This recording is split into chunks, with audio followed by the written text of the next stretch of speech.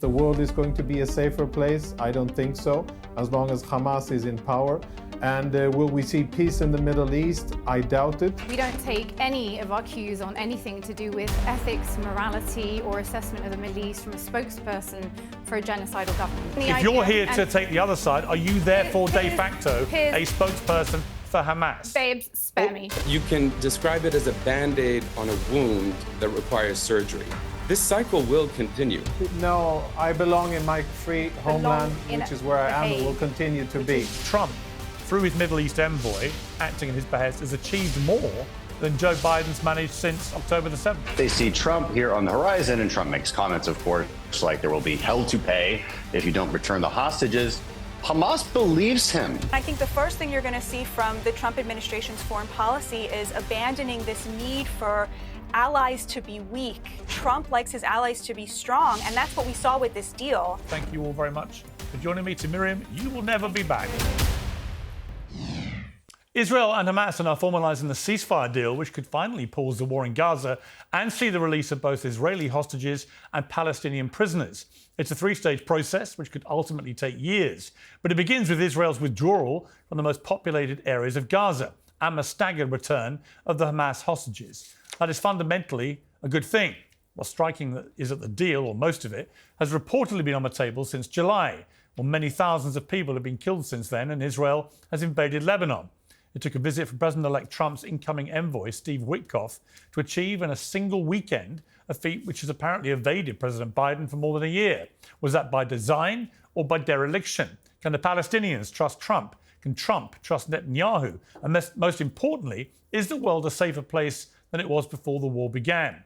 This was the chilling assessment of outgoing Secretary of State Antony Blinken. Indeed, we assess that Hamas has recruited almost as many new militants as it has lost. That is a recipe for an enduring insurgency and perpetual war. Well, to discuss all this, I'm joined by the journalist Myriam Francois, presenter of The Tea and senior fellow with New Lines Institute, the former IDF spokesman, Jonathan Conricus, journalist and activist Ahmed Eldin, and opinion editor of Newsweek, Batya Ungar-Sargon. And shortly, I'll also speak to Texan Republican Congressman Dan Crenshaw. Well, thank you all for joining me. Obviously, a pivotal moment here. Jonathan, let me start with you. We've talked a lot in the last year. For people who haven't got into the weeds about what this deal may look like, summarise it in very simple terms for us. Yes, hello, Piers, and I hope this will be a good year for all of us. Just before I answer, I take it upon myself to continue with the practice we did in previous episodes of not interrupting anybody unless interrupted myself, and I think the viewers will enjoy that. To your question, I think that what we have before us is a deal that, strategically speaking, is not good for Israel and it's not good for Gazans. It's not good because it prolongs the problem. Hamas will still remain in power over the Gaza Strip, and we won't see strategic change. As long as Hamas is there, we can all rest assured that there will be continued misery, suffering, fighting, and war in Gaza between Hamas-led Gaza and Israel. The only good thing that may come of this, and I'm really, really hopeful that it happens, is that we will see the return home of hopefully as many as possible of the 96 remaining Israeli hostages that have languished in Hamas captivity for 470 days. Taken on the 7th of October brutally by Hamas and kept in Hamas captivity since. We fear that we're only talking about 35, perhaps less than that are alive. And the positive thing that may come of this is that they are returned home and that there's a short respite in fighting. To be very realistic here, you asked in the intro if the world is going to be a safer place. I don't think so, as long as Hamas is in power. And will we see peace in the Middle East? I doubt it. As long as Hamas still is allowed to continue to govern the Gaza Strip, then I don't see really a way forward, and I would love to be corrected in the future. And bottom line, in my mind, the way I see it, this is a milestone, an important one, and I yearn to see Israeli hostages embraced by their families finally after such a long and cruel and barbaric captivity. But beyond that, I don't think that there are many positive things happening strategically. Not a good deal for Israel, for Israelis, and actually not for Gazans as well, because it'll keep them in this limbo situation of Hamas still there, not ousted, but nobody really taking care of starting to rebuild Gaza or to provide any type of functioning governance. Okay. Lot to unpack there. Myriam Francois, your response. Well, first of all, we don't take any of our cues on anything to do with ethics, morality, or assessment of the Middle East from a spokesperson for a genocidal government. So let's be absolutely clear that Jonathan is here 16 months into a genocide to provide cover for that ongoing genocide. And the only platform this man deserves is one at The Hague, which eventually is where he will end up with the rest of the government that he currently represents. Let's not forget that there are already 2 arrest warrants in place for him and Yoel Gallant, him being Netanyahu, that this man here represents the spokesperson of that very government. Well, he's not the spokesman for that government. He's a spokesman for the IDF, which is what? He's not. He's an independent citizen now. Oh, so. for Piers. Well, he's not. Spare me. Okay. Sorry, you said he's the spokesman for the IDF. He's not. Okay, Piers. Of course he's not. He's just here as a friendly former member of the IDF. You called him the spokesman for the IDF. He's not. He literally is. But he literally is not. Okay, Piers. Well, that's an actual job. Mm-hmm. So I don't mean to be... to be factual, he's not the spokesman for the IDF. Okay. He's here in an independent capacity. He's not in an independent capacity, but sure thing. Now, moving on to the terms of the deal. This man is not a reference for any analysis on that. I think the most important question is what is going to happen to the civilians who are caught up in this conflict. That is the only real question at stake here, whether they are Palestinians or Israelis. And after 16 months of conflict, there must be a resolution. Now, we know that Netanyahu has systematically catapulted any attempts to bring about a peace agreement. And it appears from what our spokesperson has been saying, that is unfortunately where the current proposed deal is likely to head. But to me, I don't think you could even... Are you a spokesperson for Hamas, just out of interest? Oh, spare me, Piers. Are you? Spare me. Well, by the same yardstick, if you're going to say that Jonathan Conricus has a formal job on this panel as a spokesman for IDF, yes. I'm just asking you then, served in the if IDF you're here to take the other side, are you therefore de facto a spokesperson for Hamas? Babes, spare me. I'm not your babe. Okay, well, and I'm just asking you, if you're going to give people labels, they should be accurate. Yes, otherwise, viewers may get a misleading view about what is happening. So, anyways... Can I jump in, Piers? Sure. Just to Please clarify? do, Ahmed. You can, all I'd like to say is he was a spokesperson for the IDF. Yes, that's indeed, accurate. And that's accurate, but he's not. But Ahmed, you would agree he's not the current spokesman for the IDF, and these things actually matter. Because the current spokesman for the IDF, I can tell you, would not be saying what Jonathan's saying. That's why I know he's speaking as an independent voice, because he's been very critical of a deal that the IDF spokesman would not be critical of. So these things are important. Sure. Facts and truths are important. Yes. And I think anybody who's served as a former spokesman for the IDF is certainly not considered impartial or independent. But if I may, I want to share... I never claimed to be partial or independent. Exactly. To be honest. So let's not get derailed. It's just better to use accurate. It's better to be using accurate terminology about whether people have official roles or they don't. And just to be clear, Jonathan Conricus is no longer any form of official spokesman for IDF. He's here as an independent person, albeit, as he says, not with non-partisan views. He's openly clear about that, but he's not an official spokesman. I think that matters for viewers who are watching, who may be confused as to whether, because of what Myriam said, he is. He's not. No, Piers, I agree with you. Facts matter, and I want to start by addressing an uncomfortable truth. Any ceasefire deal, since we're talking about a ceasefire, that leaves the illegal blockade and occupation of Palestine intact is going to be, by definition, temporary. You can describe it as a Band-Aid on a wound that requires surgery without addressing the root causes of the violence, the ethnic cleansing of Palestinians, the illegal occupation of Palestinian land. This cycle will continue. And I think we're here to talk about a ceasefire and whether that will lead to peace, as Jonathan talked about, because we've all seen the harrowing images coming out of Gaza. Piers, I know you've seen them because you share them on your social media. They're horrific. They're heartbreaking. Yes. They're relentless. And frankly, they're a moral test for all of us, including Jonathan. How can we, as human beings, witness what we've witnessed and not only be overwhelmed by helplessness, but not confront the mechanisms that enable this impunity. That's where we have to start. And the ceasefire... Well, actually, okay, let me stop you there, because I think this is important to clarify where I come from on this, okay? Which is, I don't have a side, despite what both sides keep telling me, because both sides think I'm in the camp for the other side. I've always tried to be fair. But you see, it's interesting when I hear you, because you basically start in your thinking, in the way you're speaking publicly, from Israel's response onwards. And I prefer to start from this whole thing in totality, going back to October the 7th, and the heinous attack on Israel. It's totality October I'm not the 7th. talking to you. Miriam, Yeah, I'm talking, but I am talking. Well, I'm talking and I'm to letting you Ahmed. know that it didn't start on October the 7th. No, there's obviously... And if you want to take it in your No, totality, I'm talking to please, Ahmed, if you we don't mind. should To do show that. some No, I respect for do your fellow mind. panellists, No, please. I do Well, mind. okay. If you want to start from the beginning, let's start from 1948. Yes, I'm We're about to say absolutely not that. going If you to let start. me just finish what I'm saying. Welcome. Obviously, Look I know forward there to is it. 75 years of history to this conflict. Obviously, I'm aware passions on both sides run very high. Obviously, I'm aware, Ahmed, from everyone I've talked to on both sides, and I would say my show has platformed more people, by the way, from the Palestinian side than any other show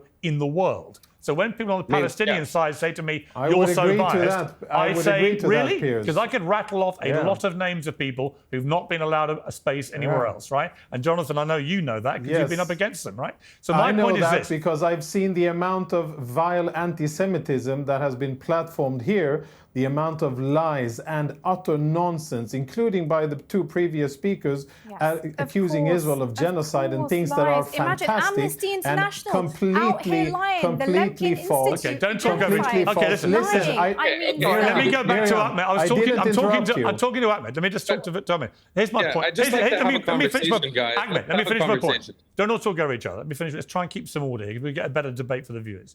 So my point is, I go back to October the 7th for the purposes of this particular war, this particular phase of the whole conflict, okay? And so when I hear people who only start about their horror about Israel's response, I say, well, hang on a second. You actually need to start with the utter horror of October the 7th, which precipitated this extraordinary response from Israel, which in my opinion, for the record, I think has now gone way too far. And I've always asked during this, what is proportionate? I do not believe what has been happening in the last few months is proportionate. And I think that's why this has to end. So my point, though, Ahmed, is that I don't think you can talk about Israel's response in isolation and not record the fact that on October the 7th, 7,000 people were wounded or killed and over 250 were kidnapped. So I just want to put it in totality because I think as we reach a point of potential ceasefire or some kind of agreement, it's the only way to be fair about this. Sure. But because we want to be fair, I think it would be an insult to our collective intelligence and to our collective humanity to suggest that nothing before October 7th can justify October 7th, but October 7th itself can somehow justify the horrific violation of moral and legal norms. Well, I agree. Listen, with the premise of what you've just said. Can I finish my thought? Yeah, but I'm just saying I agree with you about that point, right? So I agree that nothing that happened on October the 7th to me now justifies the scale of what has happened now since, right? Fair enough. On that, I agree with you. And Piers, the point that I need to make and that I was going on to make, so I appreciate you interjecting, but please just let me get to the point. Sure. Because what's disturbing to me, Piers, is, as you know, Palestinian suffering did not start on October 7th. It did not start last year. As you mentioned, it's been decades of ethnic cleansing. And, you know, Jonathan called me a liar, even though I've barely spoken on this program. I don't think I've shared any lies. But one thing I want to say about Palestinian suffering is, even in the context of an unfolding genocide, the scale of which you described, the conversation is immediately derailed. It's redirected to condemnations of Hamas or abuses in other nations, as if one injustice nullifies another. Francesca Albanese on your show made it clear that one war crime, according to international law, does not justify another. And yet, here we are watching Israel commit war crime after war crime every single day. And let's just be clear. When it comes to the ceasefire, to bring it back to the point of this show, the delay in the deal wasn't about negotiations or Hamas, as the media has repeatedly claimed. It was about putting profit over people, appeasing Israel's far-right government. And even now, as the deal is edging closer, we still hear from extremists in the Israeli government, like Smotrich, calling it a catastrophe, and openly advocating for the continued not only occupation of Palestinian people and land, but for cleansing, that's his word, Gaza. That is, if you look at, Piers, the objectives that Netanyahu stated, we see now U.S. intelligence reports that Hamas has recruited at least as many new fighters as Israel. I find that very disturbing. I agree. Yeah, and this is because this is not a war in the traditional sense. Gaza has been reduced to a death camp. Now, that might sound like hyperbole to Jonathan or anyone else, but the reality is being documented, and the evidence is all over the platform X, and it's all over alternative and independent media. And so the stark reality is that we are witnessing a chilling reminder that history repeats itself. Despite the carnage, Israel's strategy seems to be fueling resistance, not extinguishing it. They're not eradicating Hamas. Israeli security officials themselves, and Jonathan, correct me if I'm wrong or lying, they admit that Hamas fighters have only been reduced from 25,000 to 19,000. I'm citing US intelligence as well, which reminds us what we already know, which is, let me just finish. You said you weren't going to interrupt. Yeah. Jonathan, at the beginning, you said you weren't going to interrupt. I'm almost done.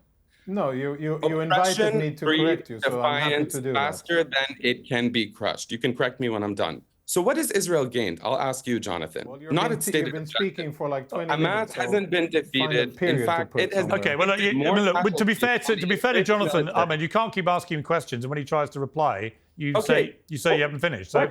What has Israel accomplished? My question to Jonathan Pierce, I appreciate that. Netanyahu's real objective has not been accomplished. His stated objective has not been accomplished. And you and I both know, Pierce, and Jonathan does as well, as does everybody on this panel, and I'd love to hear from the remaining guest after Jonathan, that the Biden administration knew the terms of this deal back when they proposed it.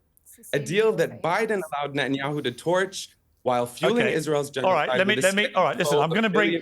Okay, listen, I'm going to let Jonathan respond to you because you asked direct questions. Batya, if you just hold fire, we'll come to you, I promise you. We've got Dan Crenshaw waiting as well. I'm going to go to him and then I'm going to get Batya to respond. Yeah, I'll get you to respond, Batya, to what Dan Crenshaw says in a moment. But Jonathan, first of all, your response to what Ahmed said there about this apparent reality which the Americans are putting out there, which is that Hamas, far from being defeated, actually almost every Hamas terrorist who's been killed has now been replaced. I mean, what is your response to that? Yeah, so there were a few things that I actually could agree with the previous speaker, with Ahmed, in the fact that Hamas has not yet been defeated. And I said so, I admitted so myself, and I think that's why Israel has not yet achieved its strategic goals. It has not yet safeguarded southern Israel, and Gaza will continue to be in misery because Hamas still governs. Now, a very important detail that was omitted, I suppose not by mistake, is how is Hamas recruiting and what enables them to recruit. They're recruiting 15, 16, 17, and 18-year-old boys, and they're doing so by coercion and conditioning the supply of food, of humanitarian aid that Israel is allowing to get into the Gaza Strip, that is paid for by many parts of the international community. People. And Hamas, you're interrupting me, and that's not okay. I didn't interrupt you. Oh, I will Hamas is using that in order to... Of course you will. You can call me names, but that doesn't justify anything. You are defending genocide, sir, and you belong in The Hague, not on a panel. No, I belong in my free homeland, which is where I am and will continue to be. And you can continue to spew violence and hatred on Al Jazeera and promote terrorism, and you will be held accountable Miriam, for your deeds. Miriam, if you're right, Miriam, that the time for that to happen will come, right? Absolutely. And if you're wrong, then you're actually slurring Jonathan in a way that I think is unfair for this particular panel now. You have no evidence that he supported any genocide. Which is all you've been doing, Myriam. It's all about personal attacks, trying to paint me as something that I am, that I'm not, and you don't even have the facts straight. Just to be clear, if everyone talks over each other, no one at home can ever understand anything anyone's saying. So I'll just finish my point. No. Piers, you don't all then just immediately start talking again. No, time out. I'm going to actually go to the one person who's been calm and reserved and respectful, and that's Batya. Batya, your response to what you've heard so far. With all due respect to all the panelists, I disagree with Jonathan. I think this is a really good deal. I disagree with Ahmed. I do think that Hamas's capabilities have been severely degraded, and I think that they have never been this unpopular with the people of Gaza. You're seeing people speaking up against Hamas in a way that we really have not in a very long time. There were protests in 2019. They were brutally, brutally suppressed. So I really do think that this is a very ripe moment for something new to come out of this. And I think that's why, from our point of view as Americans, we elected Donald Trump because of the foreign policy that he promised, which was to be absolutely ruthless when it came to terrorism and absolutely dovish when it came to counterproductive wars that have nothing to do with us. When barbarians come into your homeland and steal your women and rape your women, you have to go and humiliate their soldiers and bring your women back. I can't and so I think that this is a very important moment, and it's showing us what we're going to be seeing from the Trump but where administration barbarians in enter terms your of homeland a and new rape your foreign women. policy. That is what they are. That's what I'm looking forward to in the next Is that really the administration. tenor of the conversation, Batya? Barbarians enter your homeland and rape your women? Yeah, Where that is is the exactly okay, out of what interest, they are. Ahmed, okay. Ahmed, hang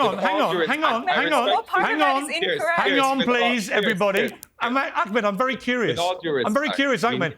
If you don't call what happened on October the 7th barbaric, acts of atrocity committed by barbarians, what would you call it out of interest? What do you call it? No, I'm asking within Ahmed. Israeli Okay, prison? I'm asking Or Ahmed. do you happen I'm about not the playing actions whataboutery. of I'm asking, rape I'm asking about your indignation systematically about the within categorization Israeli of what happened on October the 7th as barbaric. Come on, we didn't join Piers. The answer to your question, the reason I started speaking is because she called it barbaric. I didn't take issue with that use of, that's on her to use those adjectives. I took issue with the facts that are not accurate. She's claiming women were raped systematically or whatever. That is not true. Let me. Israel's own Piers, prosecutor says there's no evidence. Batya, let me just challenge you.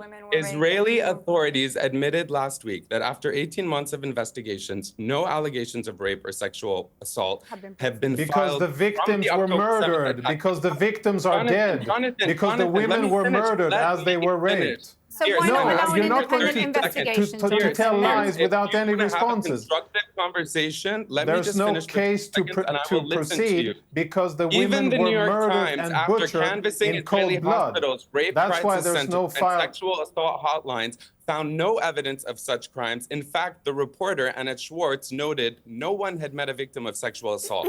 So despite this... Because they were murdered. It's very convenient when you rape someone and then murder them. The reason I am saying this... Guys, you can repeat lies until you're blue in the face. Let me just finish for 30 seconds. No.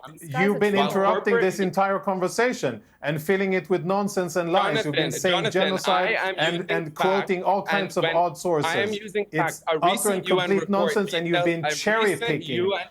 Jonathan, I'm not cherry picking. I am saying there is a recent yes, you are. You are cherry picking with the capital C. You know why you're interrupting me? You know what? It's now becoming unwatchable again. Okay. Because this is the you know playbook. What? I have read enough.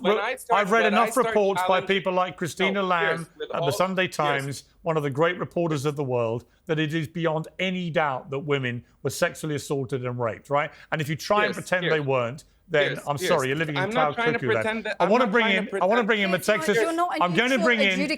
I'm going to bring in. I'm sorry. I'm really sorry. When everyone talks, no one really can hear you. I'm sorry. I am moderating the panel. I'm going to bring in the Texas Republican Congressman Dan Crenshaw. Then I'll come back to the panel when hopefully you will all have learned how to speak not over each other, but respectfully. Yes, Daddy. You know what? It's not about being yes, Daddy. It's about being respectful to a panel. Well, listen, if you're going to carry on, Myriam, you may as well leave. I will absolutely carry on. It's honestly pathetic. Me to come and I will say what I need to say. Oh, it's honestly, it's childish. Don't be childish. Let me bring in Dan Crenshaw. Dan, thank you for waiting so patiently. Dan, with you, I wanted to talk specifically about the role of Donald Trump here, because he's president-elect. Obviously, inauguration coming on Monday. He sent his envoy, Middle East envoy Steve Witkoff, last Friday met the Qatari Prime Minister to discuss the developments in the region. He then went to see Netanyahu. And after that talk, Netanyahu has obviously said the Prime Minister would send the director of Mossad, David Barnea, to Qatar's capital in order to try and advance this deal. It seems like Trump through his Middle East envoy, acting in his behest, has achieved more in getting us to the place of a potential ceasefire and deal than Joe Biden's managed since October the 7th. There's a couple of things happening here. And first, Piers, I promise not to call you daddy. Okay. Thank you very much. I would appreciate that, Dan. It'd be weird. Very weird. Look, there's obviously a Trump effect, and this is because of Trump's leadership and charisma. Of course, he has a big personality, but it's also because it is the incoming administration. This is, of course, who all of these players in the Middle East are going to want to talk to. So this is not surprising at all. There's another thing that we've seen over the last year, which is the Biden administration and the Democratic Party in general has always been caught between these two factions, this sort of pro-Hamas, pro-Palestinian, anti-Israel faction, and they're largely a Jewish voting base, which supports Israel. So they've never really known what to do politically. Donald Trump doesn't have that problem. Republicans don't have that problem. We are for Israel. It's that simple. And that also makes deal making much more simple. So Biden would withhold weapons, right? Especially certain pieces of equipment, for instance, that would make dumb bombs, smart bombs. Didn't make a lot of sense. He would allow the United Nations to condemn Israel. It just wouldn't. It wasn't the amount of support that you would see under Donald Trump. So Hamas sees this, right? Hamas sees that they could probably continue the PR, the worldwide PR campaign against Israel that they have been successful in doing for decades and decades and decades under a Biden administration. But they see Trump here on the horizon, and Trump makes comments, of course, like there will be hell to pay if you don't return the hostages. Hamas believes him, and they should, because, look, we have 4 years of a Trump presidency where he really did do what he meant. I mean, he killed General Soleimani just because he was on a layover in Baghdad. He's that kind of president. And so you can expect that he's going to do what he says he's going to do, and it's going to push these people into a better deal. There's plenty of a debate over whether this is a good deal for Israel. I will say that's hard to say. You have to ask somebody who's from Israel. For America, what do we generally want strategically? Look, we want to weaken Iran. Well, Israel gave us that. We want to weaken Hezbollah. They really gave us that. We want a Syria that we can actually talk to. Well, that's happening right now. And we want a severely weakened Hamas. So for America's perspective, and I would say the last thing, what do we want? We want stability. We don't want chaos everywhere. That's good for America. If this deal gets us there, I would say that's a pretty good thing. Are you concerned, Dan, about these reports coming out from American intelligence and from the Secretary of State, Antony Blinken? It seems like many of the killed Hamas fighters have been replaced with like for like. In other words, this idea that they've been killing and depleting most of Hamas may not actually be the reality on the ground, that they've just been replacing them as fast as they've been losing them. It's possible. I need to really look into those reports and see what's real and what isn't. When you do replace fighters, you're not replacing those fighters with seasoned, trained fighters. You're replacing them with new fighters that need to be trained. So either way, Hamas has been decimated. And as I understand part of this deal, Hamas can never be the governing authority in Gaza ever again. Correct me if I'm wrong. I understand that to be part of the roadmap in this deal. So they can recruit as many fighters as they want, and then they'll be killed again by the Israeli Defense Forces, and presumably possibly with American help, especially under a Trump presidency. So look, neither of us, being Israel or the United States, have any interest in Hamas ever regaining any power.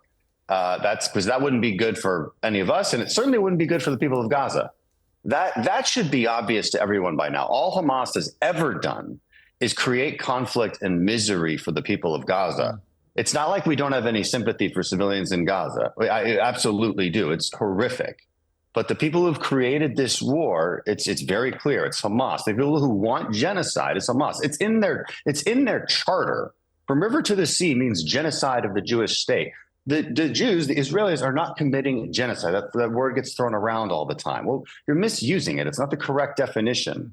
They've done more than any military in history to attempt to get civilians out of places where they are about to move in and conduct operations against Hamas. That is the opposite of genocide. War is messy, it's horrible, and there are casualties. And I wish there weren't.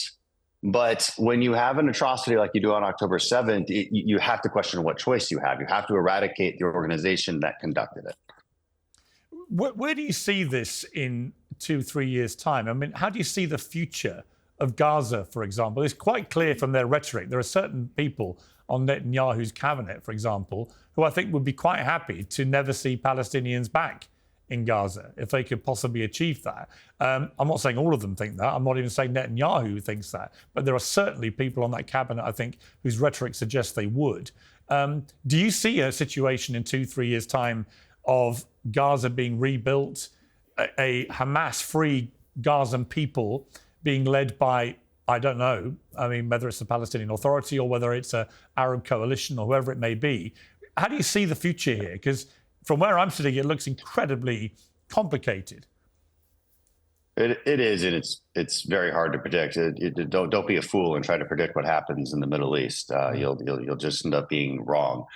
But we can say what we hope, and what we hope is that this roadmap, this peace plan, works out the way it says it's going to work out, which is Hamas is not the governing authority, an international coalition as an interim governing authority. In the end, the Palestinian people choose a governing authority of some sort in some form or fashion. Of course, that didn't turn out so well last time when they actually kicked out the Palestinian Authority, threw them off rooftops, and elected Hamas so that they could be at war for the next 15 years. But that is still the hope. You're not going to get rid of millions of Palestinians in the Gaza Strip. Okay, that's not an option. Israel controlling it and governing it is not an option. It's not an option for Israel. They don't want to do that. Remember, they tried that before 2006. Then they tried letting it be autonomous, and look what they got. Thousands of rockets over their neighborhoods, and then October 7th. So ideally, you get Hamas out of the picture. And you have a stronger presence, I think, from Arab countries, more aid coming in, more rebuilding, and then a governing authority that everyone can trust. That's the ideal situation. How you get there is very difficult. Yeah. Dan Crenshaw, as always, thank you very much indeed for joining me. I appreciate it. Thanks. I mean, Myriam, I don't see any future in Gaza with Hamas in any kind of power. Do you? Did we come up against the white man mantra of it's complicated? I think we did, folks. Here we are again. Well, hang on, what colour are you? Responding hang on, what colour are you? I'm sadly of your camp, Piers. You're white. So why are you using skin? November Why are you using skin? Well, you're sad you're white. Sadly in your camp is what I said. What does that mean? What do you mean? Affiliated with your life. If you're going to toss around skin colour jibes, what do you mean? Yes. Anyway, your question what do you mean? was. What do you mean? In November 2024, what do you mean by your skin colour jibe? Are you saying that because we have white skin, we can't comment on this? Oh, spare me.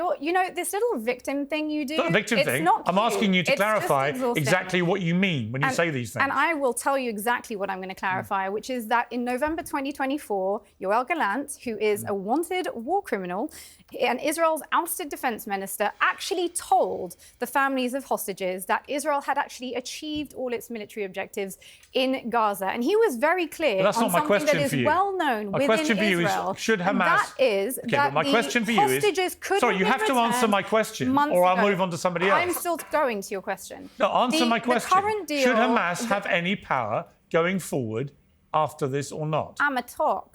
Political objectives of this deal are not, unfortunately, peace, which is the only sort of deal that we should be discussing at this point. Should Hamas have any power after this? A political... I'm not Palestinian. How is it for me to even answer that question? What I will tell you you seem a world authority...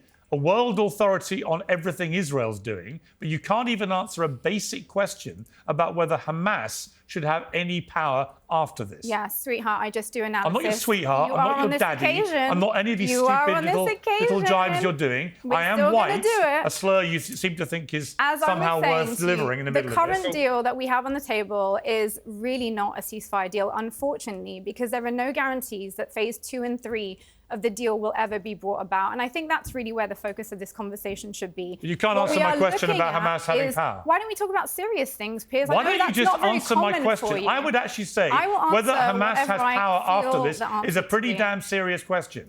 Do you think they should? I will get to that. Do you think they should? I will get to that. Get to it now, because it's the question I've asked you. I will get to it on my own time. What's your answer? My answer is, are you ready to hear it? Answer it. Little drum roll for you. Dum-dum-dum-dum. is that we should be looking at a peace deal that achieves actual peace in the region. Should Hamas have any power? At the moment, the current phased proposal does not allow one more us to get time to before I that leave you. Should Hamas have any power? You're going to leave me? Oh, that would be sad. Let's actually talk about. Well, I wouldn't worry about it because you'll never be back here again. But just for the purposes of the question, Piers, you think for the purposes of the question, we're not all 5-year-olds. Why don't you just try and be an adult? Try and be an adult in the room and answer a straight question. How about you don't talk over me? No, how about you answer my question or you shut up? Oh, which one's it going to be? Just tell me to shut up on yes, I did. No, I gave you a choice. Answer the question or shut up. One of the two. Which one's it going to be? You're not my dad, sweetheart. Which one's it going to be? You're not going to tell me what to do. And I'm Ahmed, let me go to you because you seem the real question like somebody who won't be calling me sweetheart or dad. No, I'm done with you. I'm sorry. I'm done with you, Myriam. You're a complete. I do actually on my own show. I do on my show. You're a complete and utter half-wit. So let me bring in Ahmed. Ahmed, should Hamas have any power at the end of all this or not? Whether they should or shouldn't, Piers, it looks likely that they will, as we've heard from all the guests on this panel, essentially. That seems to be what Batya seemed to disagree with me on, even though I was just citing U.S. intelligence and Israeli officials. I do want to just say one thing is clear. I want to correct the record on two things, and I'm not going to take us back, Piers. But, you know, it's in the Likud charter, and it was part of their 1977 election manifesto, this phrase, from the river to the sea. I think it's important that I bring it up because your previous guest said that it was in the Hamas charter. Of course, Hamas has only been around, you know, for 20-some years.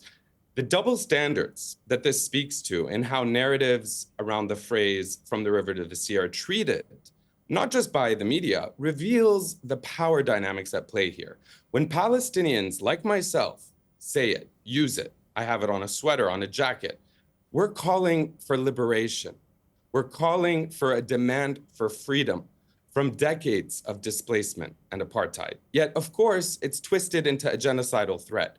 Meanwhile, Israeli leaders like Netanyahu, who I think is best described as a war criminal, who has an arrest warrant issued against him, he openly uses it. He claims the same geography, expanding settlements, enforcing policies that erase Palestinians. An entire family was erased today, 11 of them, where they were displaced in Deir el-Balah.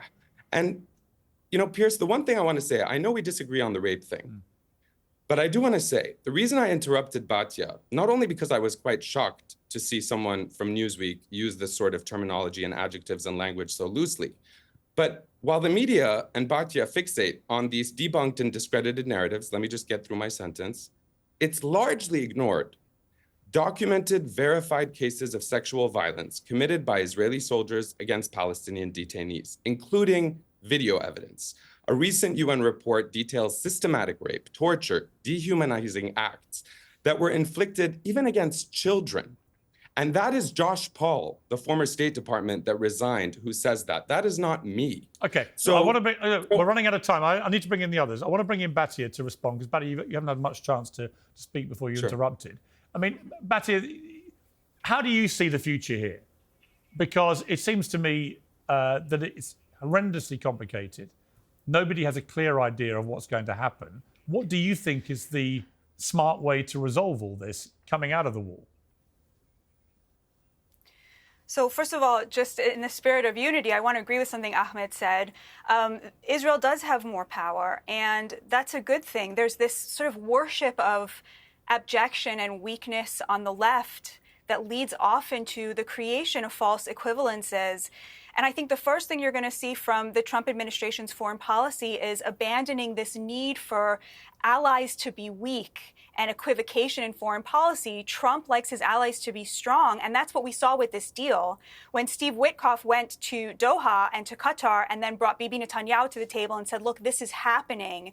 This is very classic in terms of the kinds of foreign policy we're going to see going forward. What I want to see is safety and security for Israel and self-determination for the Palestinian people. I think probably all of us on this panel want that very, very deeply. And yeah, maybe it is Pollyannish to be seeing this huge uproar from Gazans against Hamas for the first time in so long. But I think that we should be empowering civil society within Gaza. We should be calling upon moderate Arab countries to step up and play a leadership role so that those voices don't get crushed by, I'm sorry, yes, the barbarians in Hamas, but that civil society has a chance sorry, to Myriam, you had your live chance. so that everybody Sorry, can Myriam, have you had your chance. self-determination Sorry, you don't and talk freedom over her. in that land. You don't talk over her.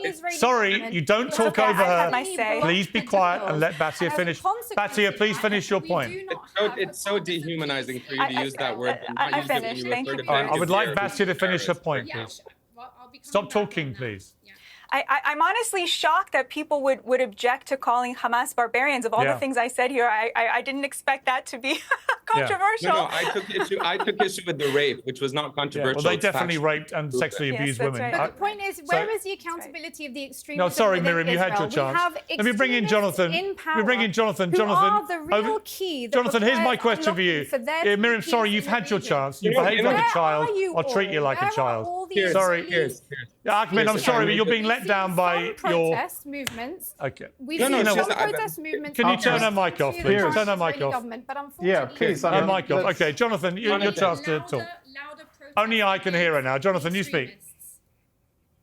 Yeah. So, I mean, what I, as someone who lives here and intends to continue to live here, and by the way, I would like to live in a peaceful environment where I have my country and the Palestinians have their self-governance, and in the future a country where they have a focus on the future of building their own future, not destroying ours and taking away what we have built through blood, sweat and tears in our ancestral homeland, my forefathers who came here and the people who were here before, but actually them focusing on building their own nation. Now, that will happen once UNRWA is dissolved, once the fantastic and illogical definition of fourth and fifth generation refugees is laid to rest, which I think it should Sorry, be. Jonathan, There's one no moment. other Just to be clear ethnic to group. viewers who are as annoyed, I'm sure, as I am by this juvenile, pathetic performance, the only person who will never be platformed on this show again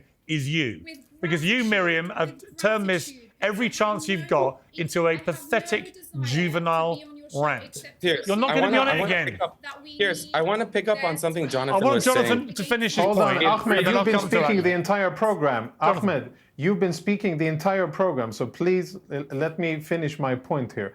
And when we look forward, if we look at this militarily and strategically, and I say this with a lot of sadness as someone who lives here and faces the brunt of Palestinian terrorism, me and my family and my friends, I think this is just a milestone in the way.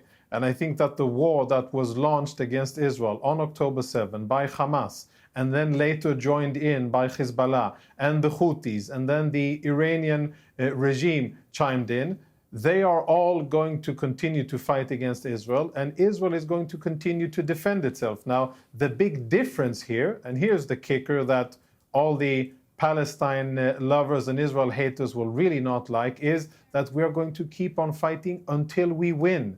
Winning means living here in our established borders and being able to be prosperous and safe and protected, whether or not people around the world like it or not. And I'm sure that many people don't want us Jews to live safely in our ancestral homeland, but that is what we intend to do. Now, the coming years are going to be tough. I want Ahmed to just be a quick response. The coming years Jonathan, I'm going to let it go are going there. to be tough. Okay, Ahmed, finish. Jonathan, I've got to cut you off. I'm sorry. But he's been speaking half the program. I know, we've run out of time. I want to give him just 30 seconds. Interrupting I want to give him 30 just seconds wanna to ask- respond. 30 seconds. Ahmed. You know, we've been disagreeing on whether rape did happen, didn't happen. And all I want to say is Israel's killed 4 more journalists this week. Had they let journalists in from the beginning, we would maybe be able to I think we all agree. You know what, Ahmed? I genuinely believe, I genuinely think we would all agree that one of the more shameful things of this entire war is that Israel has not allowed international journalists to go in there and report fairly and freely. And when they don't do that, I want to get this then you have question to in ask, quickly, what are they hiding? Batya. It's just a rhetorical question, Batya. You seem shocked that I took issue with your use of barbaric. I took more issue with the fact that you were stating as fact as though rape happened, even if Piers agrees. I do. Would you call it wondering Well, if you're so willing, Jonathan, don't interrupt. If you're so willing to call It did Palestinian. happen, and you're not going to whitewash it away. I'm asking Batya, Jonathan. I know you and I agree about I Israel did not should. call I know you are, and Palestinians I know barbaric. that Please, you're Batya, trying Ahmed, with do a not smooth insult me in voice that way. to The whitewash rape a lie. called But the I Hamas did not rape call barbaric. Palestinians Can I just get my barbaric. question in? My That's question to beneath you sir. is what the IDF has been doing barbaric? Would you use the same adjective to describe what the IDF has been doing for the last year? I certainly think Yes, the ma'am. rape in State Taman was barbaric, yes. You didn't answer my question. I'm asking if what the IDF has done in killing tens of thousands, what the Lancet recently said is 90,000 Palestinians. Is that barbaric in the same way that Hamas's reported rape is No. barbaric? Or do you? No, there's a It's difference not. between war and There's a war difference. crimes.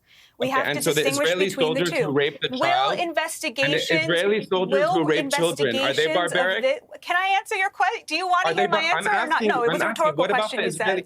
What about You the said it was a Israeli rhetorical soldiers question? who raped children? Are they barbaric or no? I'm curious. Or What is it just about I Hamas have not seen any executing compelling evidence Palestinians? about that. Ahmed, You're but butt you asking seem to me. care. I'm going to butt going to- Israeli Ahmed, soldiers. I would like to answer your Are question Israeli if I can. soldiers All right, who you know rape what? I'm going to declare a Palestinian You ceasefire. seem We've to run out care of very time. Are they much about barbaric? I've got to leave Or it is there because no one can hear a barbarism- damn word Or anyone's is saying. barbarism only reserved to Let me refer thank to you. scary Let me Arabs? thank you to Jonathan, to Ahmed, and to Batya. Thank you all very much for joining me. To Myriam, you will never be back. Piers. So I won't be thanking you. I'll just be very, very glad to see the back of you.